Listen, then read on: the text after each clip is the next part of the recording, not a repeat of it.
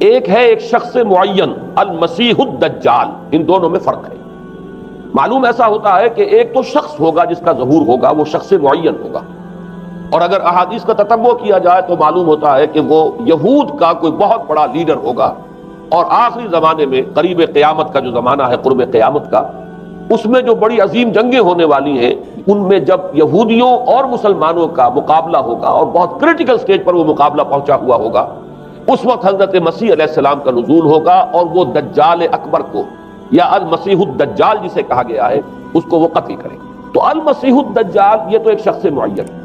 البتہ دجالی فتنہ صرف ایک شخص معین کے ساتھ نہیں متعلق، بلکہ اس کے لیے جو احادیث آئی ہیں ان کا جب ہم تتبع کرتے ہیں، ان سب کو جب جمع کرتے ہیں تو معلوم ہوتا ہے کہ وہ ایک خاص کیفیت ہے،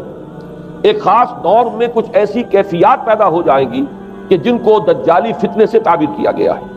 وہ کیفیات کیا ہے؟ میں کچھ احادیث کے حوالے سے وہ میں نوٹ کر کے لایا ہوں، آج آپ کے سامنے رکھ رہا ہوں۔ پہلی بات یہ معلوم ہوتی ہے کہ اس دور میں، اس دجالی فتنے میں، انسان کو جو قواعد طبعیہ ہیں، جو قدرت کی طاقتیں ہیں، کائناتی قوتیں ہیں، ان پر غیر معمولی غلبہ، اختیار حاصل ہو جائے گا،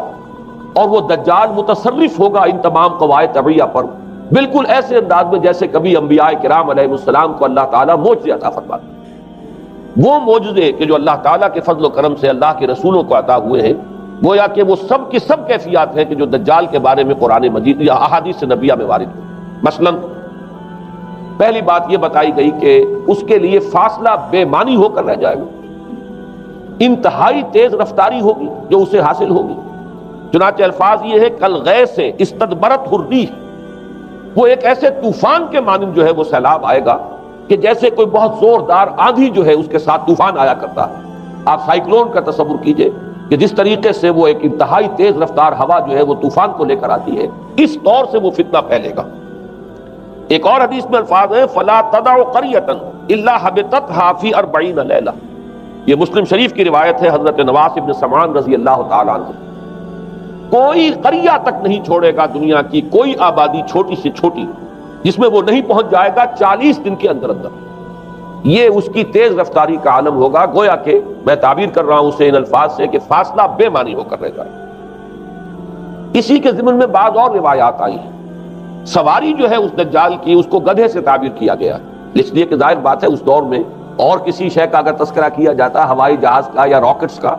تو وہ تو لوگوں کی سمجھ میں نہ آتا، اور پہلے انہیں ساری سائنس پڑھانی پڑتی تب وہ الفاظ استعمال کرتے، لہذا وہ اس کا خچر، اس کا جس پر سواری ہوتی ہے، لیکن اس کی تیز رفتاری کے لیے الفاظ آئے ہیں کہ اس کا ایک قدم اگر مکے میں ہوگا تو دوسرا قدم شام میں جا کر پڑے، اور الفاظ یہ آئے ہیں کہ اس کے دونوں کانوں کے درمیان فاصلہ جو ہے وہ 40 باع کا یعنی 80 ہاتھ کا ہوگا۔ بلکہ حضرت علی رضی اللہ تعالیٰ عنہ کے خطبے میں جو اس کا بیان ہوا ہے کہ اس کا ایک کان جو ہے وہ 30 ہاتھ لمبا کان ہوگا اس کا۔ ابھی ذرا یہ صرف احادیث آپ سنتے جائیے، پھر اس کے بارے میں ان سب کو جوڑ کر جو ہمیں نتیجہ نکالنا ہے اس پر گفتگو بعد میں ہوگی۔ اسی طرح آواز کا معاملہ کہ اس کی آواز 4 دانگ عالم میں بیک وقت سنی جائے۔ الفاظ یہ ہے ینادی بصوت لہو یسمع لہو ما بین الخافقین، وہ ایک ایسی آواز کے ساتھ پکارے گا کہ جسے مشرق و مغرب کے مابین رہنے والا ہر شخص سنے گا۔ اس کی آواز جو ہے گویا کہ وہ تمام فاصلوں کے جو پردے ہیں اس کے لیے وہ حائل نہیں رہیں گے، بلکہ یہ کہ اس کی آواز جو ہے پوری دنیا میں مشرق و مغرب میں بیک وقت سنائی دے گی۔ تیسری بات معلوم ہوتی ہے کہ علاج معالجہ وہ اس انتہا کو اور عمل جراحی اس انتہا کو پہنچ جائے گا۔ یہاں وہ الفاظ آئے ہیں جو قرآن مجید میں حضرت مسیح کے معجزات کے لیے آئے۔ حضرت مسیح کے الفاظ میں ابرئ الاکمہ والابرص، کہ میں مادر ذات اندھے کو اور جو کوڑھ کا مرض تو ان دونوں کو میں ٹھیک کر دیتا ہوں۔ حضرت مسیح علیہ السلام صرف ہاتھ پھیرتے تھے اور مادر ذات جو نابینا ہے، اندھا، بینائی اس کی آ جاتی تھی، اور کوڑھی جو ہے اس کے جسم پر ہاتھ پھیرتے تھے اس کا کوڑھ درست ہو جاتا۔ ابرئ الاکمہ والابرص، وہی الفاظ آئے حدیث میں کہ دجال کو یہ قدرت حاصل ہو جائے گی۔ نمبر 2 یہ کہ وہ یحیی الموتیٰ، جیسے کہ حضرت مسیح کے الفاظ ہیں وہ احیی الموتیٰ، میں زندہ کرتا ہوں مردے کو۔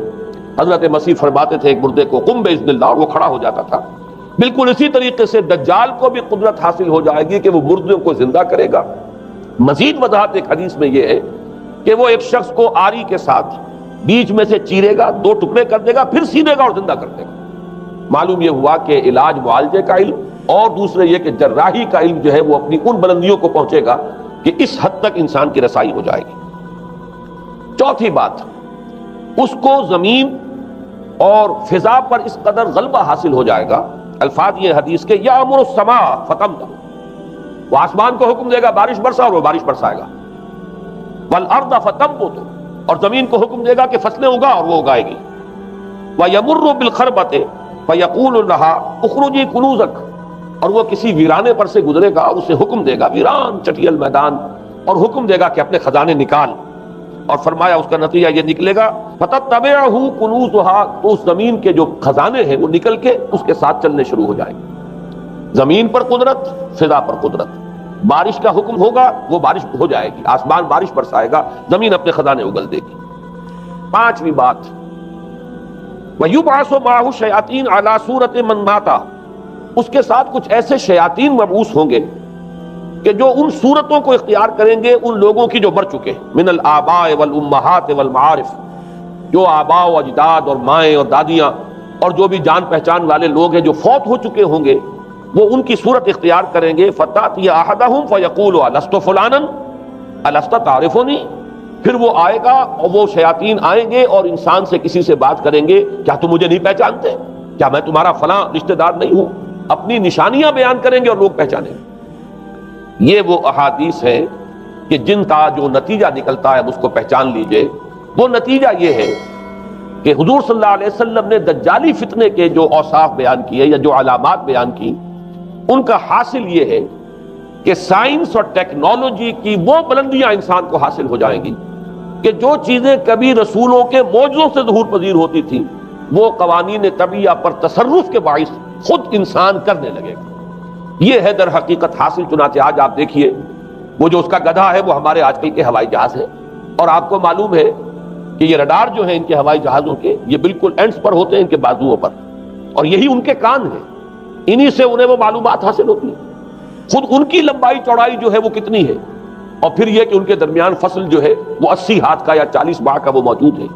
اور جہاز کی ایک اڑان اب تو کہیں بات پہنچ گئی کہ آپ کو معلوم ہے کہ پوری دنیا کے گرد بھی ایک جہاز جو ہے وہ چکر لگا لیتا ہے چند گھنٹوں کے اندر۔ لیکن یہ ہے کہ عام جو رفتار ہے اس میں بھی ایک پڑاؤ سے دوسرے پڑاؤ تک، ایک جگہ سے جس کو ہاپ کرنا کہتے ہیں، یہ بھی کم سے کم 500-700 میل کا عام طور پر سفر جو ہے وہ جہاز طے کر رہا ہے۔ اسی طریقے سے ہماری جو سائنس کی، خاص طور پر جو طبی سائنس ہے، اب اس میں جس طریقے سے کہ زندہ رکھا جاتا ہے انسانوں کو، اور وہ ویجیٹیبل چاہے کہا گیا ہے ان کو ہیومن ویجیٹیبلز، لیکن یہ کہ دل کی دھڑکن بھی چلائے جا رہے ہیں، خوراک بھی پہنچا رہے ہیں، آدمی جو ہے وہ زندہ سال ہر سال تک زندہ پڑا رہتا ہے۔ اور یہ کہ سرجری بعض جانوروں پر تو یہ بات ہو چکی ہے کہ کاٹے گئے ہیں اور پھر ان کو سی دیا گیا ہے، جوڑ دیا گیا ہے۔ یہ تمام جو بھی معجزے ہیں اس وقت سائنس دکھا رہی ہے۔ اسی طرح اگر یہ معجزہ دیکھنا ہو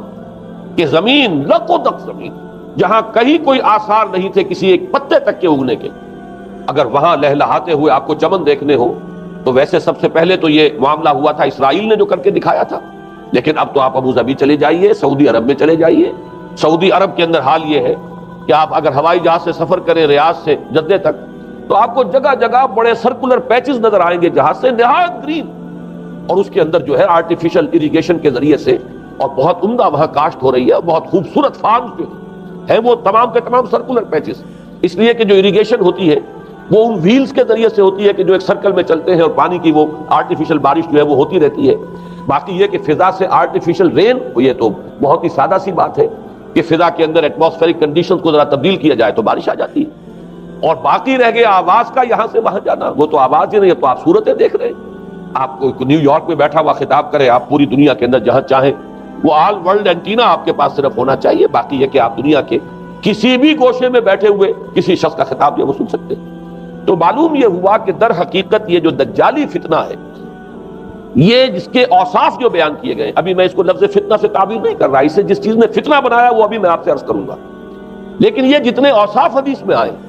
جتنی صفات بیان ہوئی ہیں، جو کوائف وہاں سامنے آ رہے ہیں، ان سب کا حاصل تو ایک لفظ میں یہ ہے کہ سائنٹیفک ڈیولپمنٹ اور ٹیکنالوجیکل ڈیولپمنٹ وہ اس درجے کی ہو جائے گی کہ قواعد طبیعیہ پر،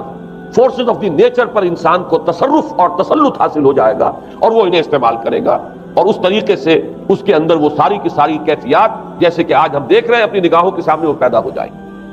اب سوال یہ ہے کہ اس شے کو فتنہ کس چیز نے بنایا؟ یہ بات سمجھ لیجیے. جہاں تک سائنسی ترقی کا تعلق ہے، تکنیکی ترقی کا تعلق ہے، یہ چیزیں فی الاصل فتنہ نہیں ہے.